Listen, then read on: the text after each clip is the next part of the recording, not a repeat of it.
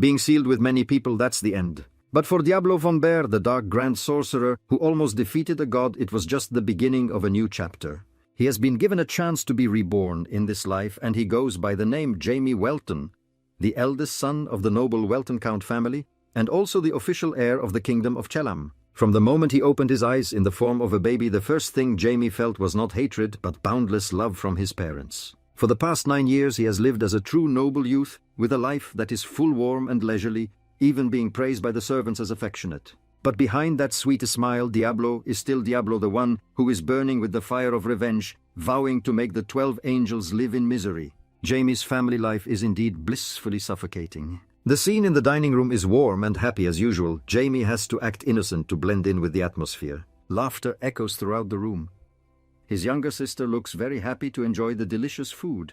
This energetic girl is Jamie's mother, the only daughter of the great Bell family, Siaz Bell. His father is one of the 5 supreme swordsmen in the kingdom of Akeno Welton. Although he always maintains an impressive title to Jamie, Akeno is always crazy about his wife and children. Finally, there is Sarah Welton, the second daughter of the Welton Count family. It seems that his current life looks very happy and leisurely. However, for Jamie it is extremely annoying. Just one meal with the family is enough to drain his vitality, because Jamie will never get used to their affectionate treatment. However, compared to the beginning, it is much better now. And one thing to mention is that currently Jamie is terribly weak, but he is okay with that. Coming to a new opportunity, the 12 gods Jamie hates to the core still exist, and they are still exploiting the flock. Although this is all his power, because dark magic does not exist in this era, but it doesn't matter. Jamie firmly believes that time will eventually be on his side. The fire of revenge from here gradually burns more fiercely. And first of all, he must still play the role of a well-behaved teenager. Every time he has to act like that, Jamie wishes he was sealed again. With his younger sister, he has been waiting in the hall ready to listen to a story. Jamie puts on a cute look, wondering who will read a story today. Both his mother and sister immediately hug him lovingly, and today's book is The Sage Hainest Sias, which begins to be read. The story soon comes to an end, and she asks her 2 children if they enjoyed it. A twinkle appears in Jamie's eyes. Indeed, he has acted quite well. Hearing Jamie say he wants to become a great sorcerer like Hainest Sias reminds him that he has defeated 3 of his magic teachers, so he can definitely do it. Along with that, she reveals that Dad said he would find him the greatest sorcerer. On the outside, Jamie smiles happily, thinking that it is very good. Seeing Jamie getting ready to leave, Sias guesses he is heading to the library. Before he leaves, she energetically wants to give him a hug. Jamie is truly tired of this scene, but still has to indulge his mother's wishes. Both continuously praise him for being adorable, making Jamie desperate, silently screaming. A while later, he finishes reading the book in the private library. This is the only remaining book about mana, but it seems not very useful. Approaching mealtime, Jamie stands up, preparing to head to the dining room. Just as he steps out of the door, he encounters a stranger. This old man seems to be a grand sorcerer invited by his father. Jamie pays no attention to the old man's words, but focuses on the abundant mana clearly visible through his body like a violent storm. But Jamie is sure this person is at least a level 7 sorcerer. Many doubts arise in his mind, wondering why he could come here without anyone guiding him. Then Jamie decides to ask directly. But at that moment, he, like Jamie, is focused on observing and is certain that he is a genius.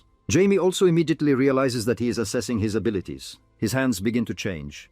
Jamie silently vows to attack as soon as he lets his guard down. On the other hand, the old man cannot help but marvel at the amount of mana and the actions of this 9-year-old boy wanting to personally verify Jamie's abilities. He activates his mana. A dramatic contest is about to unfold. Right at this moment, Jamie gently releases a stream of spell. It is slowly flying toward Lin Meo. A beautiful blue power ray shines like a glimmer. Looking at the chaos before him, Jamie feels a bit helpless. It is not functioning as he thought. However, what surprises him even more is that his spellcasting has no effect at all. But on the other side, Lin Meo is also having his eyes opened. Damn, this is amazing. Is this really magic that a 9-year-old child can achieve? So the old man gathers his strength. Not bad, now it's my turn. Therefore Jamie silently curses inwardly. He really doesn't care, damn it. Lin Meo's power is flowing now, and Jamie has noticed, but he can confidently assert that his magic cannot harm him. There is no reason for him to defend against it. Suddenly Jamie's eyes widen, which surprises Lin Meo. This kid doesn't even blink. As the situation becomes tense, Akeno rushes in and shouts angrily, "You are going too far." Yes, then he turns to Jamie and asks, "Are you okay?" Jamie replies dazedly, "Yes." As he realizes the situation, he whines, "Just a little okay." Akeno worries the boy is really shocked. The blood rises in him, leading him to challenge. "We should have a small talk, Marquis Lin Meo." So these tricks are seen through by the opponent. The boy is trying to act shy in front of his father. The old man bursts out laughing. Ha ha ha ha ha, really surprising. This is truly interesting. Lin Meo cannot stop his laughter. I, the Count, am very jealous. Meanwhile, Akeno is in a state of panic. He has unreasonably attacked someone else's child. After a while, Akeno and Lin Meo have sat properly on the sofa, the cup of tea in Akeno's hand. He cannot control his tone. The boy is my son and also the heir of the Welton family. Yet he only receives Lin Meo's leisurely response. I understand Akeno's mood falling into gloom. As he just said, he understands Lin Meo has to remind calm down. With such a murderous aura, what else is there to say? Indeed a great swordsman. Then the old man asks, how much do you know about your son? Keeps his rude attitude continuing about something, so Lin Meo has to clarify the talent of your son. But Akeno has a reason to question. That's why I entrusted the boy to you, but you attacked him for no reason.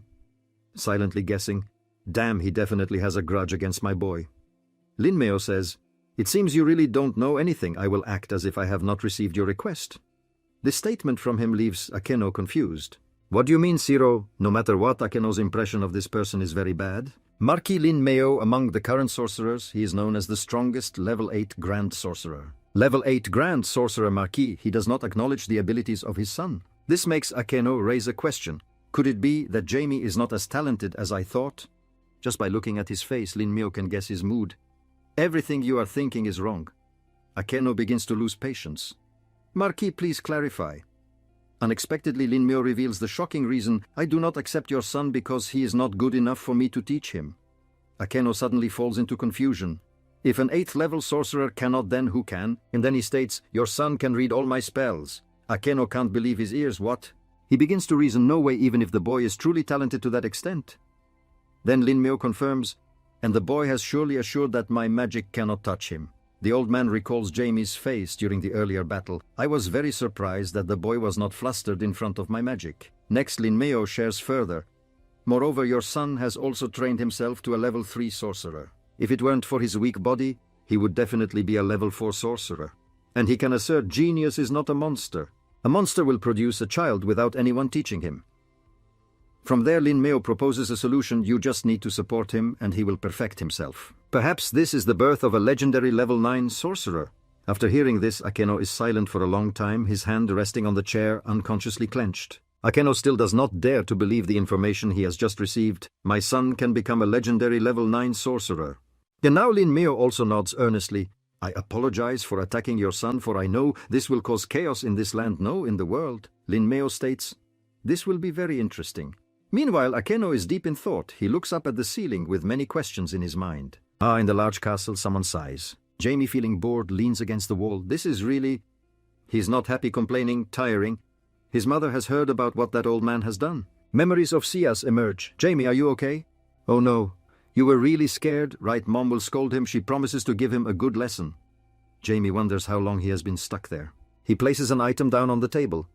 However, reflecting back makes Jamie feel a bit less tense. This time I have seen a real magic, because he believes that if it existed in that era, that magic would surely be quite powerful. However, what Jamie cares about most is more than anything my father, Count Akeno Welton.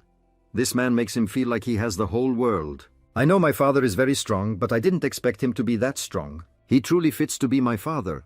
Lin Meo suddenly appears and asks, is there something fun? As soon as he sees the old man, Jamie's life seems to fall into darkness. Moreover, Lin Meo also asks, what do you think about not being able to recognize that someone is here?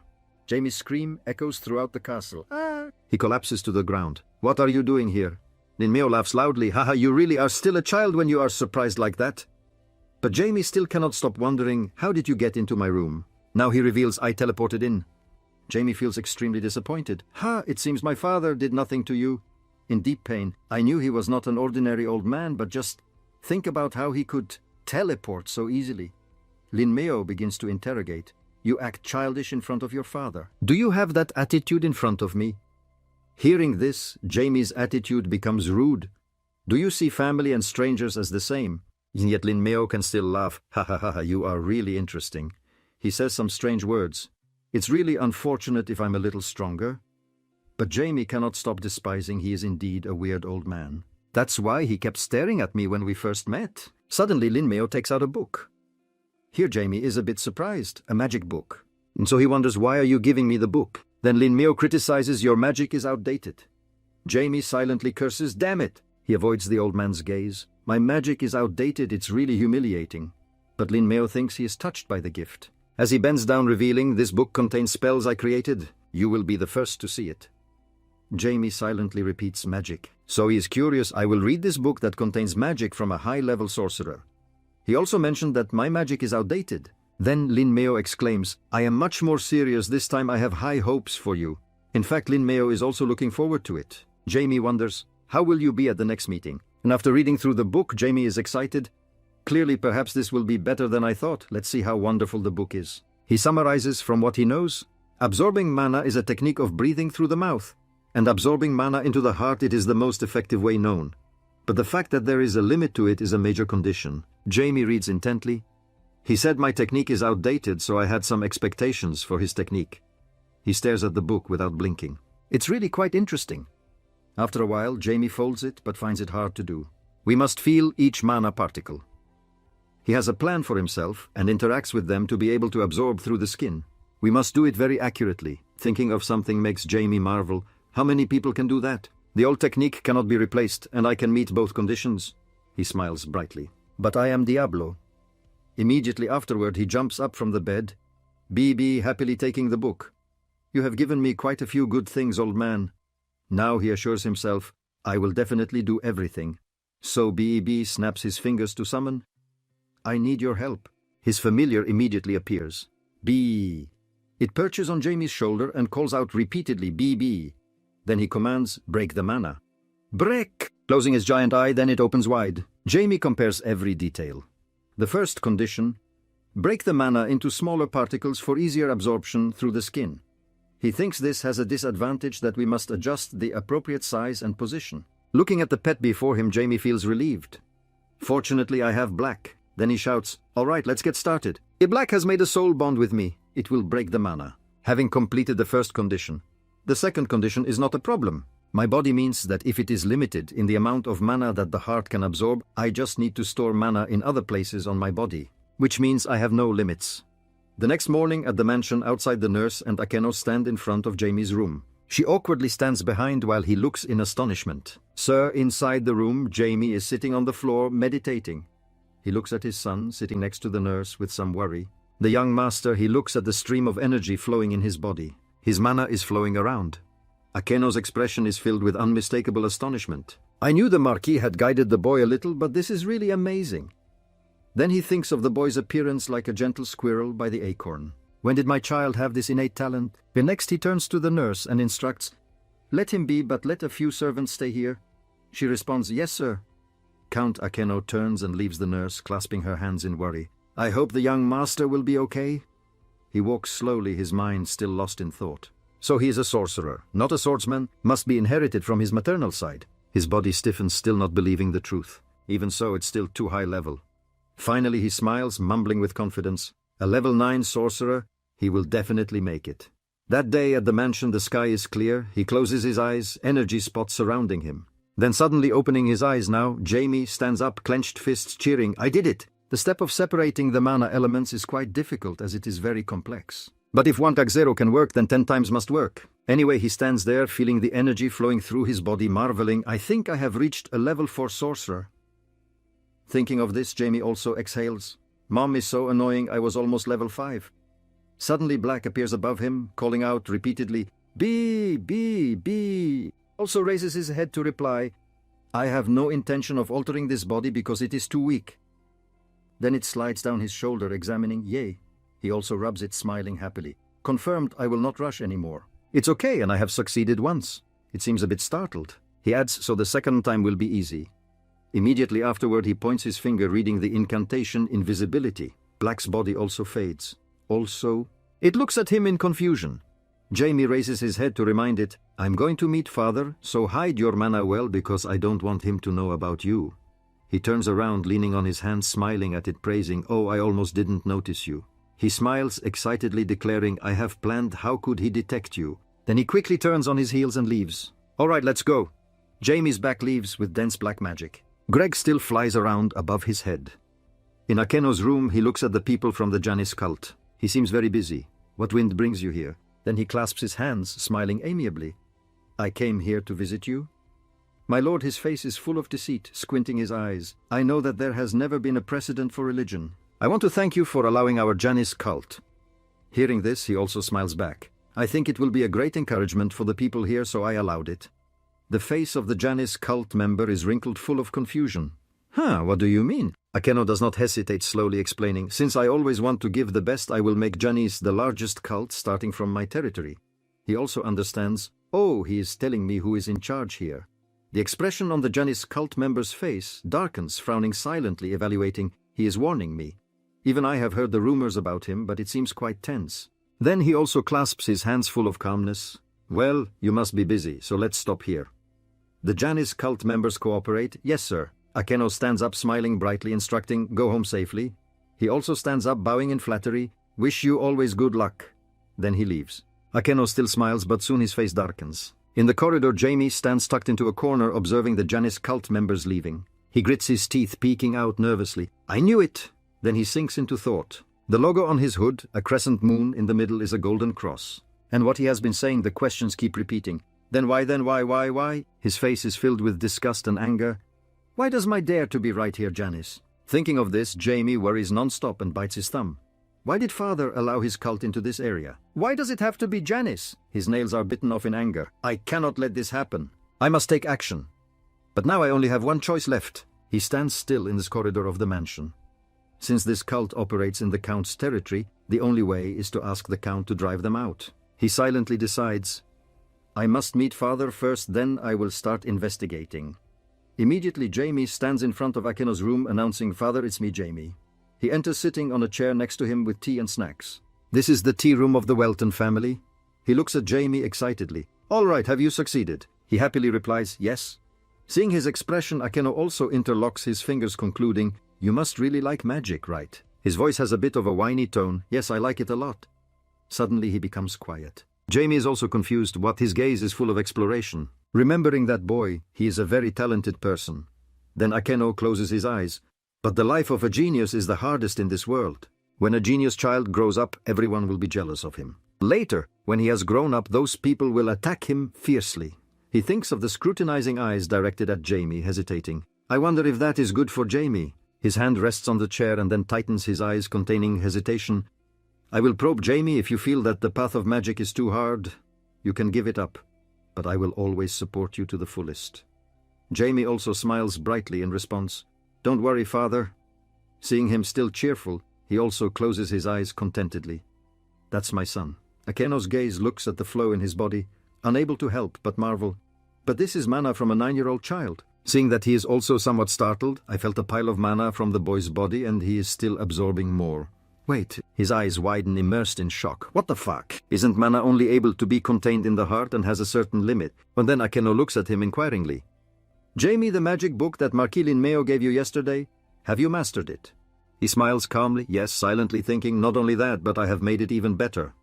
Hearing that, he is even more astonished. Marquis, what have you just created? The room becomes silent in Akeno's astonishment. How can a child do this in just one day? Does the boy in your eyes, Jamie's body, glow with potential? Someone who has the ability to become a legendary level 9 sorcerer? At this point, he also closes his eyes, laughing at his own thoughts. Ha, compared to my own child, my talent is not even 1/10 of it. He could become a level 9 sorcerer. He looks at him with confusion. What's wrong, father? Akeno is full of excitement, smiling at him. I am so proud of you. Today, I feel so proud of you. He still sits on the chair, smiling gently while he stands up, approaching. His hand places on Jamie's head, giving it a rub. He also smiles back, In fact, his face and mind express boundless disdain for this head-patting. Ugh, don't pat my head anymore. Suddenly he points at Black, who is invisibly on top of Jamie's head. But that is the essence of my spirit. It seems to spin around full of confusion. B? He also awkwardly turns around. Did you see it, father? His gaze is full of panic and suspicion. What the fuck? I'm sure I made Black invisible. And father can still see Black. He smiles happily. His hand gestures, describing a bat. Oh no, it's a bit round for a bat, very cute. It's about this big, right? Jamie feels confused inside. How strong is father? Then he sadly closes his eyes, silently thinking, don't tell me he has discovered that I used dark magic to summon it. Then he explains to him, I made it look like a baby bat without letting father know because I was afraid he would be too surprised. Hearing that, Akeno suddenly rushes over and hugs him tightly, making him gasp. He excitedly shouts, "There's no way you created it." Of course, I was very surprised, but I was surprised at your ability. Oh, look at this, my son is a genius. I am very proud of you, my son. I am proud to be your father. And after that he leaves the room, his face looking drained of life. Blame Mom. Why is this house so troublesome? That night in a dark building crowded with people, Jamie wraps his cloak tightly over his head, whispering, "Bread!" And above his head it is transforming into wings, grabbing him and flying swiftly. His gaze is filled with caution, confirming, "I will definitely find out the reason they are here. Let's go." His body sprouts wings, thanks to Black flying high in the sky, surveying the surroundings of the city. In an alley, two men are talking to each other. The chubby one asks, "What did he say?" The purple-haired one replies, "He said to just follow the plan if you still want to live." Hearing this, he curses, "Damn it. I don't know what will happen tomorrow." Philip closes his eyes, clasps his hands to pray. "I don't even know what we are doing." He is part of the Levan crime organization. On the other side, Jans is also nervously looking back, shouting, "Don't you see? He is sacrificing half of this organization just for his benefit, and he is part of the Levan crime organization." Jans then stands up full of anger, questioning, The SS is a place that allows organizations like ours to operate as long as we don't go overboard. But human trafficking is different. It will mess up this place." On the other hand, Philip remains calm, lowering his head. "If we are lucky, we might escape." Next to him, Jans vehemently opposes, "That's just what you think. You think we can escape?" At that moment, he also anxiously asks, "Do you know Count Welton loves children and his own child? If he knows we are trafficking children right in his territory, then what? They think of the knife and the cold demeanor Akeno has for them. At that time we will eat the cage instead of a meal." Philip stubbornly insists, but he is sure that we will not be discovered. Jans's voice trembles. Hesitant, does he think we can escape from a master swordsman? And he explains Hani's people said they would do that. He crosses his arms. Hani will definitely do everything to become involved. On this side, Philip still sits there doubtful. So what now? Do you want to run away or continue playing? Jan seriously makes a decision. "I will run." The underworld law is that when the responsibility for a case is assigned to someone involved, they are prohibited from doing anything to them. Philip remains calm, looking up, just confirming now we have to find a way to escape. He sits on the ground, crossing his arms. "Do you have a plan yet? Even though this place is very spacious, the organization will definitely hunt us down." He sits on a wooden crate. "Let's just give it a try.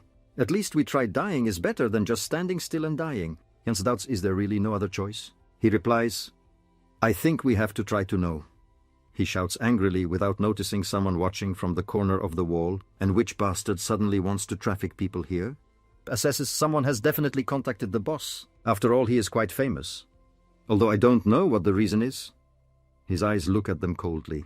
At that moment the two men realize, looking back. Jans stammers, shouting, "And you also step towards them? Who are you?" He approaches, his face cold, smiling. "The cloak covers half my face," close to each word, asking, "Interesting, who am I?" Jans's hand unconsciously tightens. "If you don't want to say."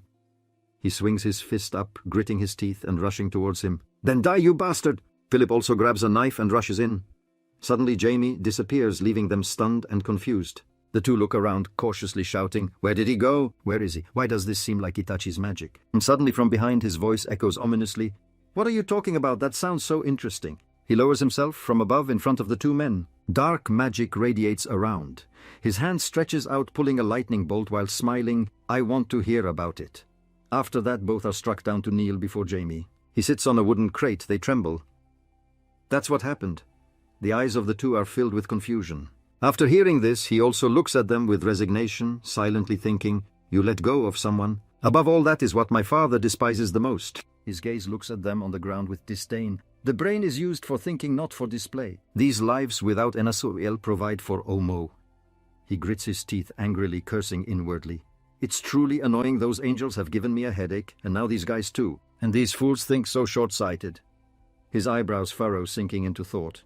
What did their boss eat to suddenly accept that offer? Don't they know what kind of person their father is? He murmurs, "I have a bad feeling about this." Next, Jamie stands up, his hand placed on Jans's head, activating magic. The two men widen their eyes, hypnotized. He commands, "Go to the Duke's office and reveal everything." They respond in unison, "Yes, sir." Immediately after, they stand up together, his eyes coldly watching. Perhaps tomorrow morning will be fun. They leave, leaving him behind. After finishing his task, he turns to leave. "Black, let's go home." Black creates wings on his back with dark magic. Suddenly a person is knocked toward him. Jamie is a bit shocked, turning to look. It is Philip, who is knocked to grit his teeth, his body pinned tightly against the wall behind him. Blood spills on the ground. Jazz is also knocked down, they lay collapsed, and he looks on in confusion. A voice makes him startle. Ha ha ha ha, fools. The crowd is coming. He looks at them. Hey, you spoke too loudly. The guards arrive, cuff each one. Now his eyes are cold. Where did that madman come from? His hands also cast dark magic, angry. Does he dare to do such a thing? Then Jamie raises his hand. A large circle of dark magic appears behind him. He swings his hand towards the two men, energy shining down on them with urgency. I have helped you live a bit longer. Go and complete your mission. And their bodies gradually heal due to the magic. The leader of the group laughs while smugly approaching. Oh, look who it is. Bring those guys here and I will handle this one. He is Bakwehani, a crime organization leader. He looks at Jamie, healing the two men while questioning, how do you want to die? Hearing this, Jamie glances back at him. Ah, he's wrong. His henchmen move in to take the two men away. Pull those two here, I will deal with them. Philip wheezes, tears flow, trembling. Help. And he still stands quietly watching them being dragged away. His eyes are filled with cold anger, almost widening. That bastard! He quickly struck a blow to the head that left Jamie stunned. And he shouted, ha ha ha, what do you want to say? Die, he shouted while continuously attacking him. Die. D.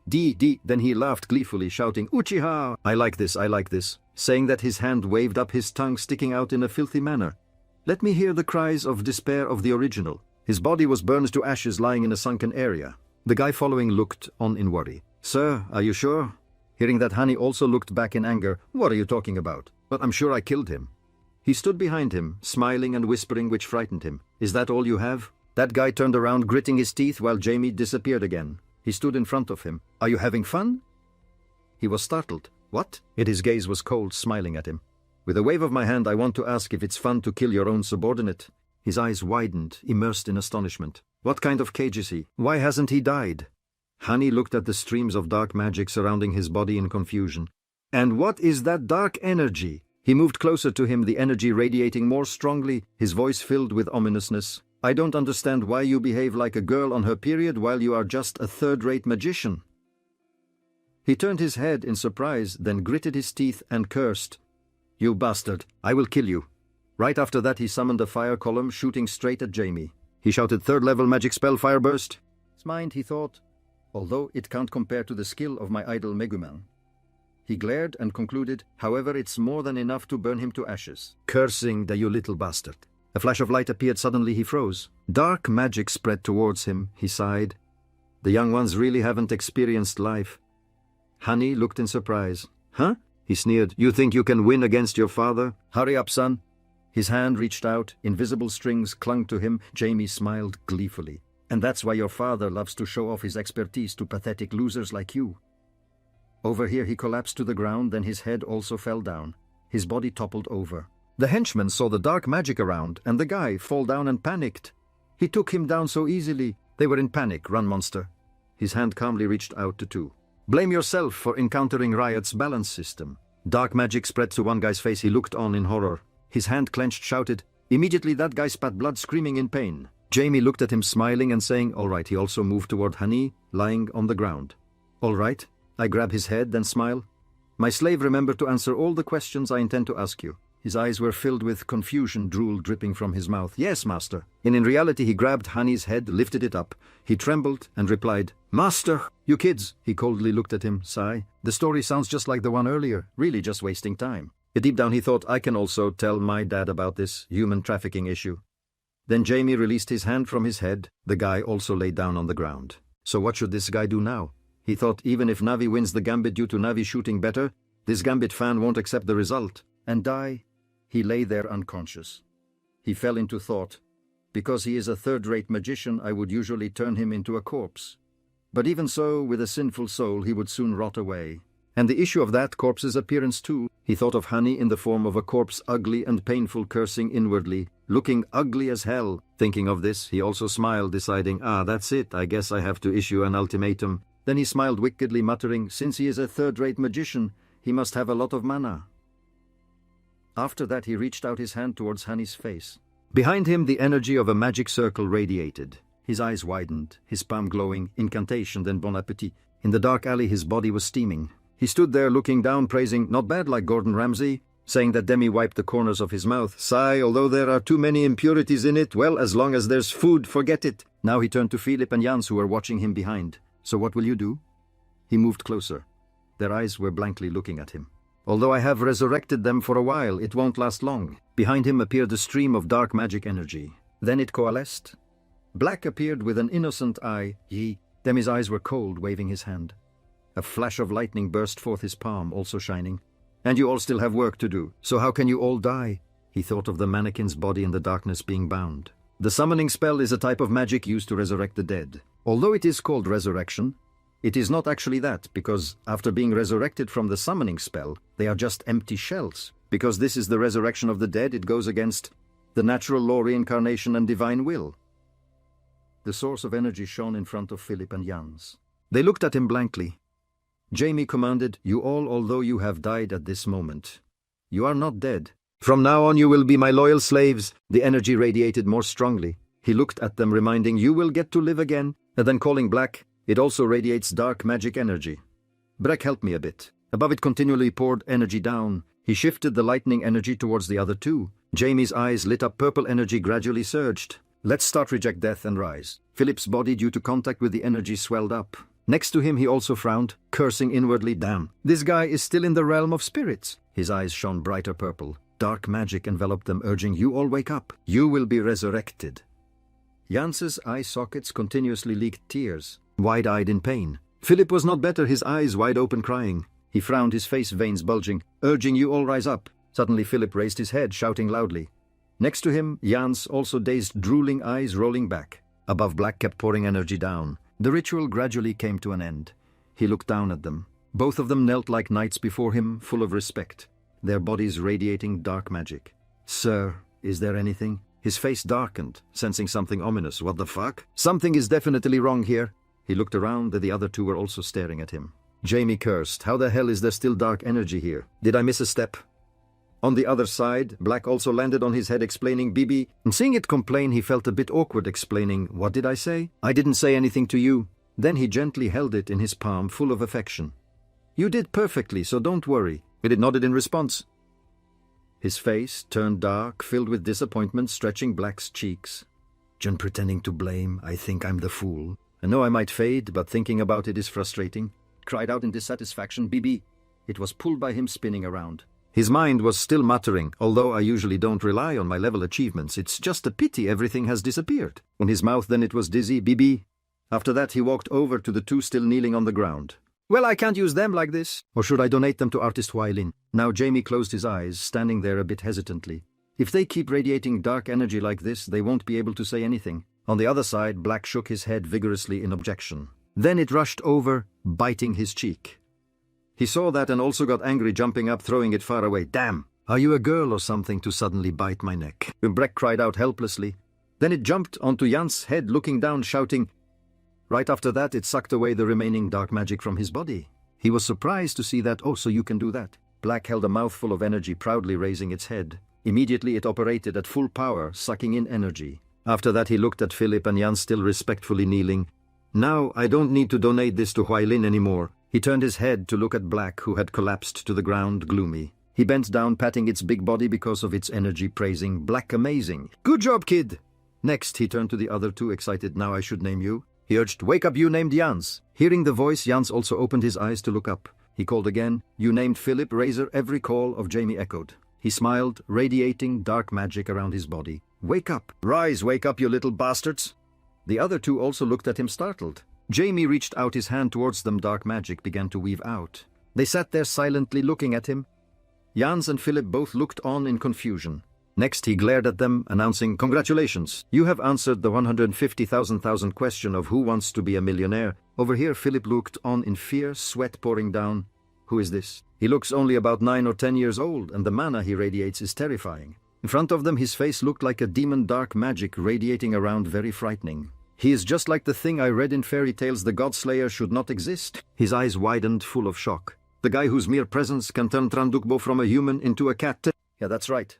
Jamie glared coldly, smiling. "What's going on?" Yet he raised his voice, the energy radiating stronger. Glancing threateningly, "Do I look like the teacher when giving back homework?" Philip was scared. After that he clenched his fist, shouting loudly, "I don't know if you are a god or a demon, but I don't feel like you are a human." He saw that, and was a bit surprised, inwardly exclaiming, "Interesting." His attitude was not the gaze of a slave looking at his master. He pointed at something, concluding, maybe I didn't cast the spell correctly earlier. Then he lowered his hand. Forget it. Philip's head also followed his finger and buried down to the ground. He stared, wide-eyed, full of astonishment, his body trembling, wheezing. Jamie's cold gaze reminded, I'll let you go this time. Next time you act like that, I won't let it go. There he looked at them smiling, announcing, You only have one task, to survey the Janus church and gather information from it. They bowed full of respect in unison. Yes, sir. He added, and one more thing. And Jamie looked at them. Interrogate and bring back someone who knows about human trafficking. I need that person to do a few tasks. Both also bowed their heads in unison. Yes, sir. Then Philip raised his head, but he had disappeared. He raised his head, sighed. He is gone. Well, next to him, Jans was no exception. Phew! They looked at each other silent. Well, Jans hesitantly suggested, shall we go? Philip's brother also stepped forward, confirming, yeah, let's quickly follow his orders. On the other side, Breck stared at him, continuously complaining. He walked while explaining, while it still flies, after advising, they will be fine. I have tied them very tightly, so they will have to obey my orders. He glanced at Breck beside him, adding, and so father will handle the human trafficking incident. But it bit his cheek and shouted, I cannot let this continue.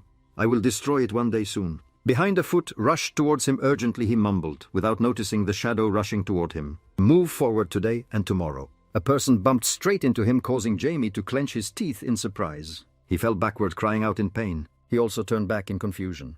What the hell? Something hit me. His face was full of anger, looking at the person, shouting loudly, Are you blind? After clearly seeing it was a boy who was also scared, covered in dirt, lying on the ground, he softened his tone. A kid!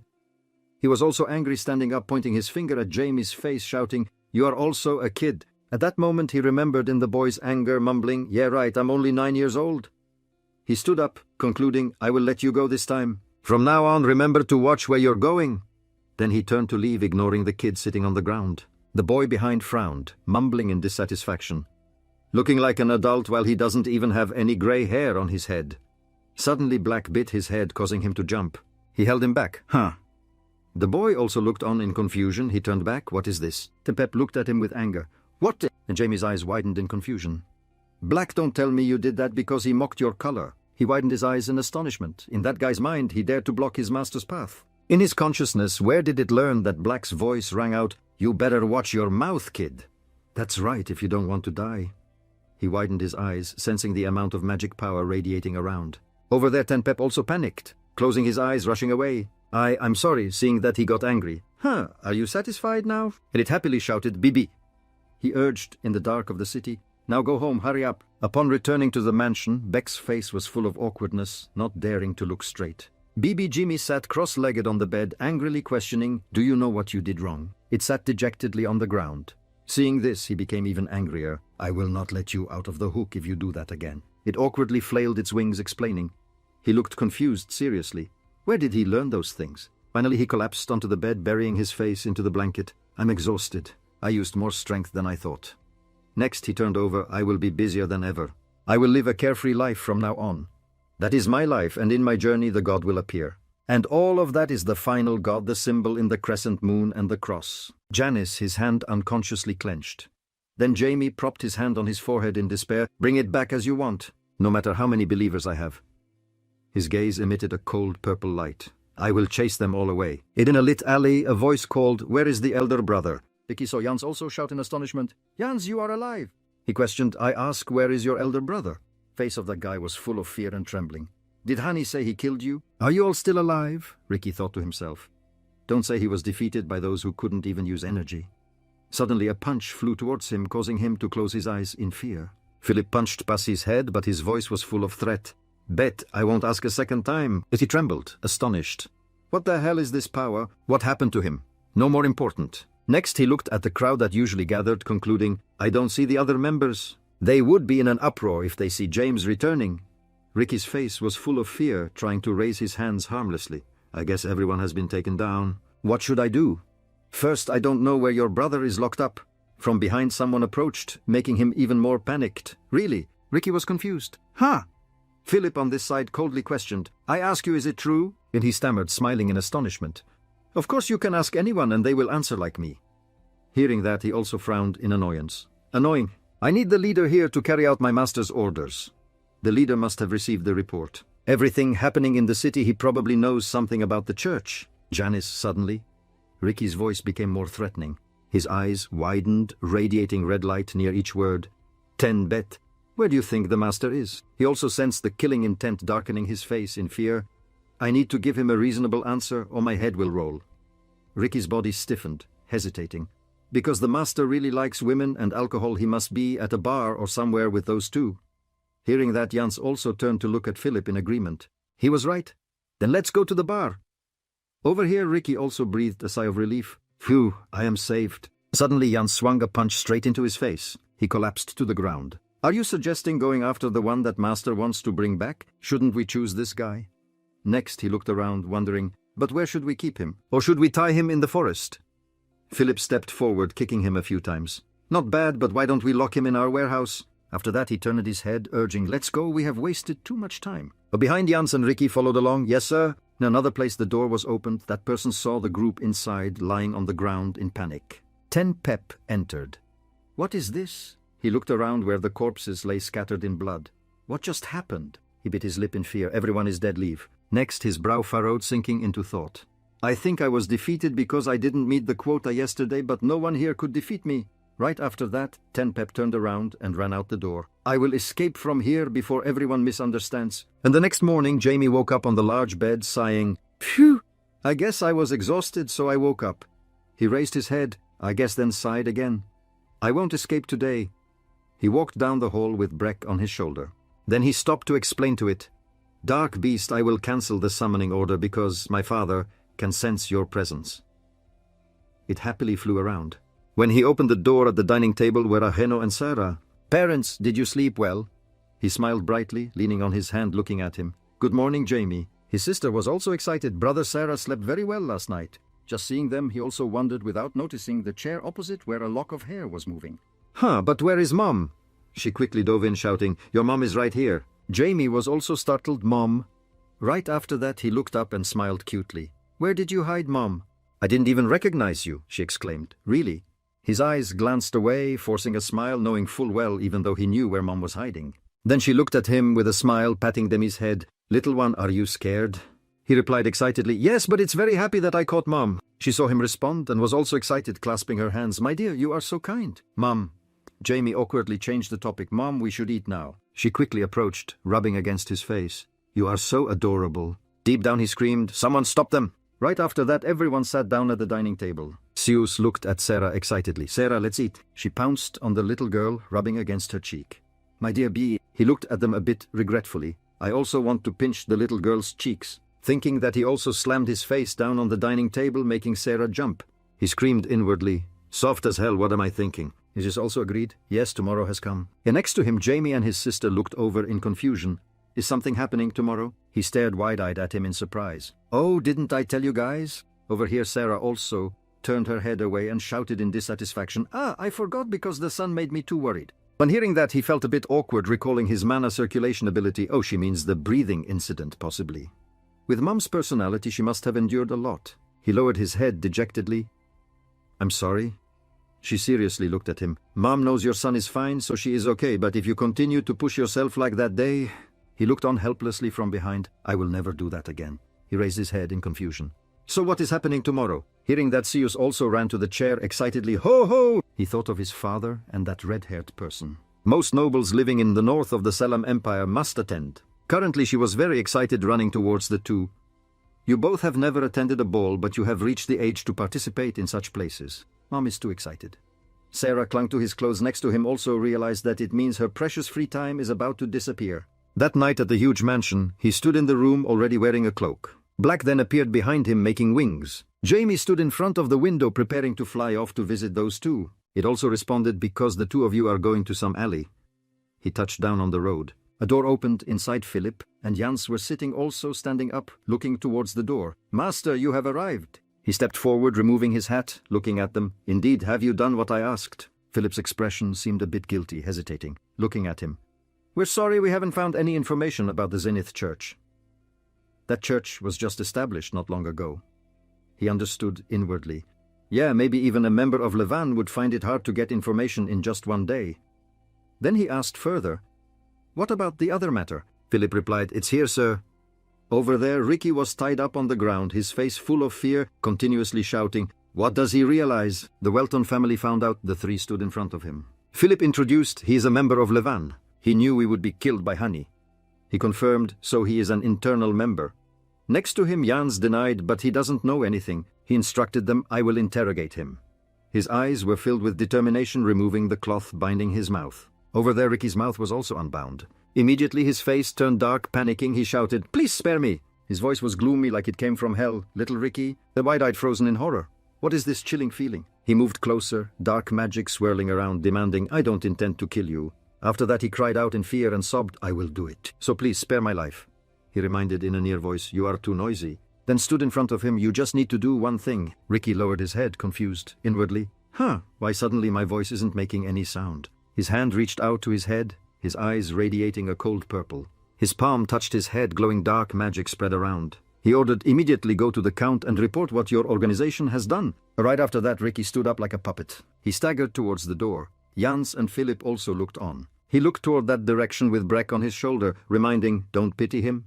The two looked at him, confirming, yes, sir. Next to him, suddenly Black touched his cheek, saying something. He widened his eyes in surprise. Aren't you going to ask me why today? Over here, Philip and Jans also bowed their heads, confirming, the master's orders are absolute. And he looked at them very seriously. Yes, you are right. And deep down he thought, Father will definitely eliminate Livan, while the existence of these two neglected will no longer be significant.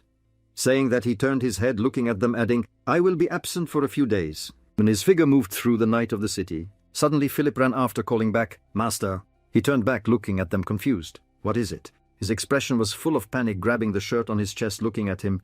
What have we turned into? He also realized he knew they were corpses because they couldn't return anymore, so he accepted it. He didn't want to return to the previous state. He was satisfied with this power. The hand gripping Philip's shirt tightened. But I need to know what kind of creature I am now. And seeing him still approaching, he also turned to look over. What exactly are you curious about? He asked suspiciously. Our powers have skyrocketed compared to when we were alive. Then he asked cautiously, could it be that we've become high-level immortals? He stared wide-eyed, astonished. Pfft. Seeing him laugh, he also looked confused, stammering, sorry, did I ask something stupid?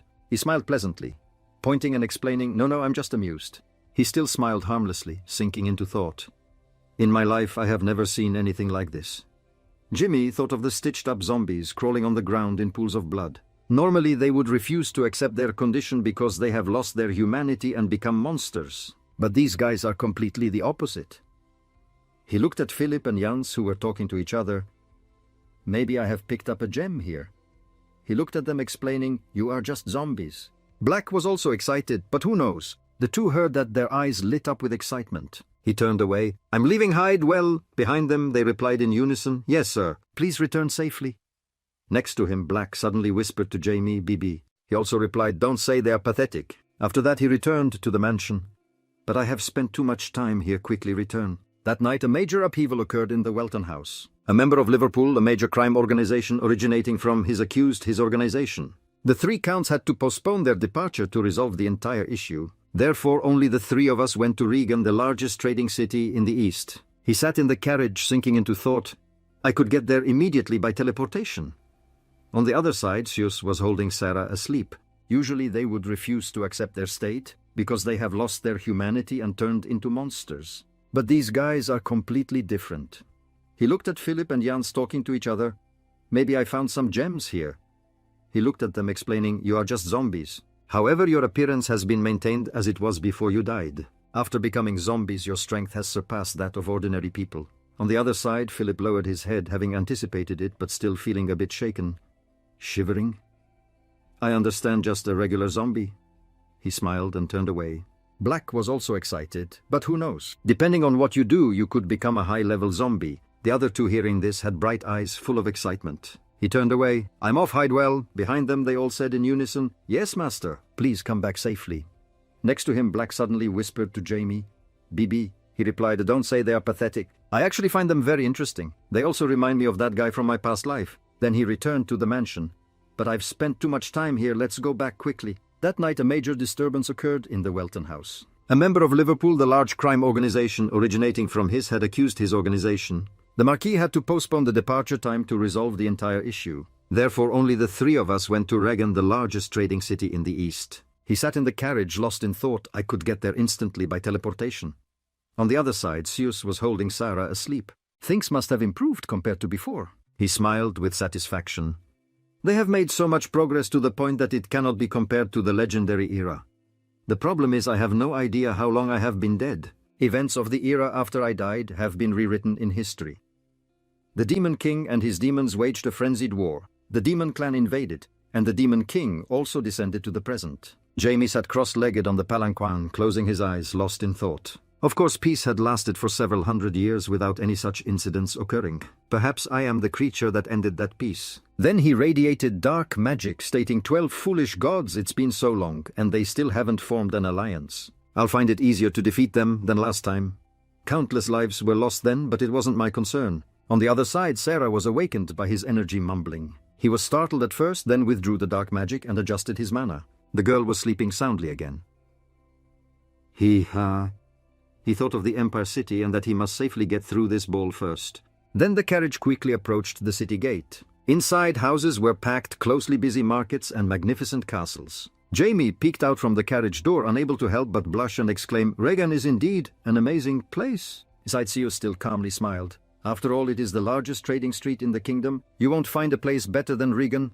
For the tremendous flow of money in the economy across this continent. It's wonderful, isn't it?"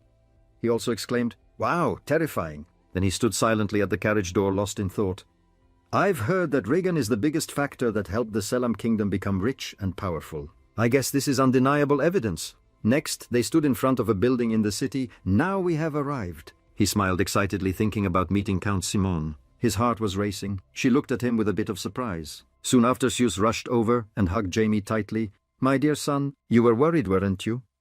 That startled him too. "Why?" And she excitedly shouted, "And you were screaming in despair. Your heart is beating so fast, it's so cute." "All right, mother, we'll hold your hand."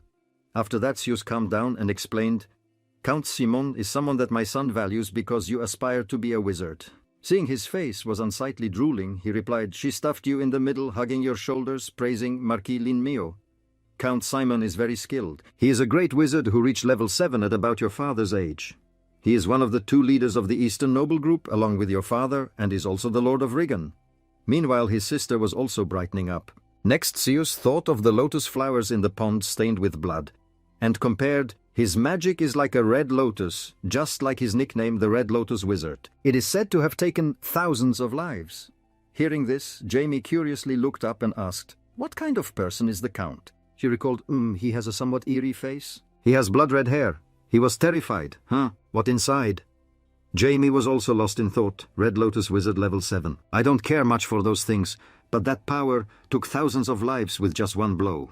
I'm curious about the kind of magic that can do that." Their carriage entered the estate's gate. He resolved in his heart, "I want to have a conversation with him." The conversation with Marquis Limun was still vague because it was too short. "I wonder what it would be like to talk to Count Simon." Over here, Zeus got off the carriage, gently lifting her skirt. "Come on, children, follow me. Take your time." He also immediately followed behind. Yes. Up ahead, the butler was already waiting, bowing respectfully as he looked at them. "This must be the lady of Count Welton." She looked at him and replied, "Yes, it's me." Around them was the stream of people coming and going. The butler suggested, "I will lead you into the estate." They were led to an empty room brightly lit by hanging lights. The butler looked at them and announced, "You can wait here until the ball starts. If there are any issues, please call the butler." After that, Zeus looked around complimenting, "Count Simon is very considerate." He smiled in reply, "Yes, ma'am." The butler opened another room looking at him. "Young master, please use this room." He looked at this action with implicit goodwill. He's really kind. To be given a private room like my parents, at this age, I haven't even thought about that. Up ahead, Zeus turned back and instructed, "Come back right after you finish arranging your luggage." He also confirmed, "Yes." After a few minutes, the group of maids dressed and changed clothes for Zeus. They couldn't stop praising, "Your hair is so soft. Oh my, you look so beautiful." Over here he saw her and couldn't help but exclaim, making her a bit embarrassed. Wow, his eyes sparkled staring at her and complimenting, "Mom, you're really beautiful." Next she excitedly teased back, "Heh, my son thinks I look magnificent, right?" And Jamie was also excited to compliment her. "Zeus, clap your hands and cheer. This is so much fun." Soon after she ran over her face, drooling as she looked at him. "Today you also look very handsome. I want to hug him." Behind the maid reminded, "Madam, please restrain yourself. You will ruin the makeup." Hearing that, she was also stunned, tears welling up, pleading, "Just once. I just want to hug him once." But the maid was very determined. "No, you will wrinkle that dress. He sighed in relief. Thank goodness. Next, Sarah also stepped out in a pink dress. The maid announced, "The young lady is also ready." But seeing the girl, Zeus also cheered, "My daughter is so cute." He beside her also blushed, complimenting, "Oh Sarah, you look so pretty like a doll."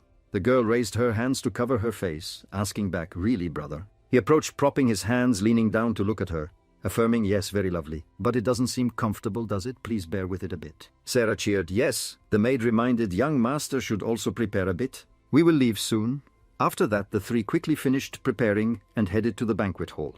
Inside, the party was lively. Jamie looked around, evaluating a ballroom of nobles, usually as extravagant as this. Why are Zeus and Sarah also looking around at the estate of the Simon family? The banquet hall, he wondered. Does Count Simon usually show off like this? They sat down at a table. She confirmed, "From EP you will be surprised to see him." On the other side, the ladies and gentlemen approached to greet amicably. "Lady Welton, it's been a long time." "Oh my, you still look as beautiful as ever. Look at that dress. Like expected from the mistress of the Welton family, this is a cloak made from cotton from our land. I prepared it for you so you can wear it in winter." His mother also replied elegantly, "Thank you for your concern." Jamie sat to the side, resting his arm on the chair, looking bored. They were trying to ingratiate themselves with the Welton family. I've seen this scene many times before. Throughout the mythological period, things weren't even recorded in history. He thought of the fanatical group with the thorned moon symbol and the cross, with some foolish people wanting to flatter the gods. Then Jamie closed his eyes, turning his head away in gloom. Disgusting. Thank goodness my mother is good at dealing with people like that. Suddenly the host stood on the podium and cleared his throat. "Ahem, ahem, can everyone hear me?" After that voice, everyone looked in that direction. The person in charge on stage introduced the honored guests attending the ball hosted by the Simon family. "It is my honor to welcome everyone. I am Rain Benor, and I am responsible for managing this land of Regan." The chatter arose non-stop. Turiwan smiled and announced, "The ball will start soon. Everyone please pay your designated seats and warmly welcome Count Simon and his family. They will enter right now." He raised his hand, pointing to the other person. Over here, a person with red hair and cold eyes approached. He saw that he was also somewhat shaken, standing up. Count Leighton muttering, "It's been a long time." And down below, James swallowed, staring at the face of the man looking sleepy. "Welcome to the ball. I hope everyone will be comfortable here." And Jamie shouted excitedly in his heart, "A level 7. Inside the noisy party, he stared at the stage, sinking into nonsensical thoughts. He must be somewhere on par with Marquis Limon, or perhaps slightly above. Suddenly he approached him. "Red Lotus Wizard." Demi smiled excitedly. He thought to himself, "He exceeded my expectations, how interesting." Over here, Count Lee Hitter and his family stood behind, bowing to greet. "Siegfried is sitting on the chair. It's been a long time since we met. Lady Welton, you look even more beautiful than last year." She was also startled and turned her head. Then stood up, lifting her skirt, bowing, still smiling. "Don't mind me. I'm also relieved to see you both healthy." After that, he looked around a bit disappointed. "By the way, hasn't Count Welton come this time?" She confirmed, "No, he will come tonight. There are some urgent matters in our territory." Saying that, Count Leighton glanced at Jamie. "I understand. And this is your son?" He also looked up. "Yes, my son Jamie Welton." And beside him, Sarah also lifted her skirt, smiling. "And I am Sarah." Hello, Lady Simon saw this and also blushed in admiration. "Oh, the children are so lovely." Zeus also replied immediately, "Thank you, they are smart children." She smiled. "Ho ho, one can tell." Over here, Count Leicester glanced at him. The look in Count Leicester's eyes was openly scrutinizing. He also just raised his head, smiling back. "He is examining every corner of my body, just looking naturally." Jamie's hands tightened, radiating energy. "Yes." And he saw that and also smiled. Then excitedly said, "Your name is Jamie." He frowned, smiling firmly. "Yes." He squinted his eyes towards him with interest. "We will meet again sometime." He looked back unreservedly. "All right." Count Lee Hitter turned and left. Jamie's gaze was also filled with cunning and excitement, sinking into thought as he looked forward to Count Simon. "He is beyond what I imagined. I can't wait for a conversation with him." In the banquet hall, Zeus waved her hand in enjoyment. "Let's go." Lady Simon also replied, "Feel free." Over here, Alf turned back to look at him. He mumbled to himself, "James Welton?" Over there, Jamie looked at his mother, puzzled. "When will father arrive?" She also replied, "He will probably be a bit late." Over here, the Leighton family also sat down at the table. Then Anne asked his father, "What do you think of Count Welton's son, father?" He wondered, "Why are you so concerned about a 10-year-old kid?" Hearing that, his eyebrows furrowed, smiling mischievously. "He may be immature now, but he will become the leader of the Welton family in the future. It's not a bad idea to get to know him beforehand, since we're of the same generation, right?" Count Lee Hitter's gaze was scrutinizing. "Remember, I heard recently that he has been playing the leader with other noble children." Right after that, he raised his head. "It seems he is trying to seek my recognition. That's useless. However, going along a bit won't hurt." He concluded he is an innocent child. Hearing that, An's face also filled with excitement. "Anything else, father?" And he spoke to the servant. "Bring out the appetizers." And they also replied, "Yes, my lord." Over here the entire dining table was silent. Lady Simon placed her hand on her son's hand, advising, "But he shows a rather indifferent attitude. You should be friendly with them. Our two families have been allies for a long time." But right after that she smiled obediently. "Of course, dear mother. You don't have to worry."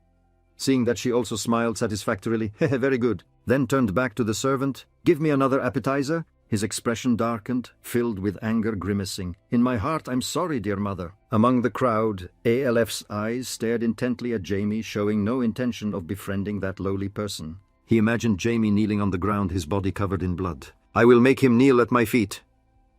Suddenly a hand grabbed his shoulder, startling An. In that way behind Count Lee, Hitter leaned down, smiling, whispering in his ear, "No wonder you are my son." Elf's face turned red as he looked back. "I will make my father accept me." He smiled proudly. Lenong beside him also glanced over at him, smiling, as if realizing something interesting.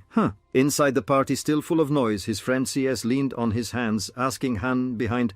Sarah awkwardly stood next to her mother's dress. "Have you made any friends yet?" He replied, "Yes, mother." And after that she turned and left. He waved goodbye behind. After she left, his gaze became sharp, sinking into thought. "Friend that duck target, I will enjoy my private time. You give me a wise way." "I wonder if there is a quiet place around here." Jamie stood in the quiet courtyard of the estate. A glass garden appeared before him. He walked over, looking at the tea table inside, couldn't help but exclaim, "Oh!" Then he also moved towards the flower cages and the flowers surrounding the garden, marveling. It seems he has talents other than magic. Thinking about the possibility of nurturing his talents to such a high degree, he really looked forward to the conversation. Before he could finish his thought, someone interrupted from behind. "Who are you talking to?" His hand was alert, summoning a lightning bolt. Next he turned around, raising his hand, intending to throw it back. The arrow quickly shot out sharply, aimed straight at a girl. Her complexion turned pale, full of fear. Jamie was startled, then stopped his attack, glaring in that direction. Seeing her harmless, he also waved his hand to retract the arrow. Ash Valor trembled, sweat beading, sighing in relief. Then she teared up, shouting, "How could you be so rude?" He looked at her, also dissatisfied. "Then why did you suddenly speak behind my back like that?" The girl's face darkened, grinding her teeth, glaring at him. "Reminder to do that to a young lady is impolite, you know," he replied. "You should feel lucky because I didn't stab that young lady," was then coldly questioning, "So who are you? Why are you behind me?" Seeing that Ash Valor also looked at him excitedly, full of confidence. "Me. You should know about me." "Should I say or not? I really don't want to say anything, because you just hurt this little soul." Hearing that, Jamie also frowned, a hint of annoyance flashing. "No way. She has completely hidden her presence behind me, making me uncomfortable." And that tone. He raised his voice. "I'm not in the mood for jokes." Suddenly an arrow flew in like this, embedding right next to Jay's foot. She looked in shock. She stood still, watching the smoke seeping from the shot. He explained, "That is gas ammo, a level 2 magic." Jamie's face frowned, losing patience, pointing, "If you don't have strong enough defensive magic, it could pierce through you. I'm sure a girl like you would die immediately." Hearing that, Ash Valor was also shocked, shouting in her heart, "What? Is he serious?" Jamie flicked his hand again, extremely annoyed. "So are you still not going to answer?" The girl, terrified, ran away, her mouth constantly shouting, "No, I will answer." "Wait."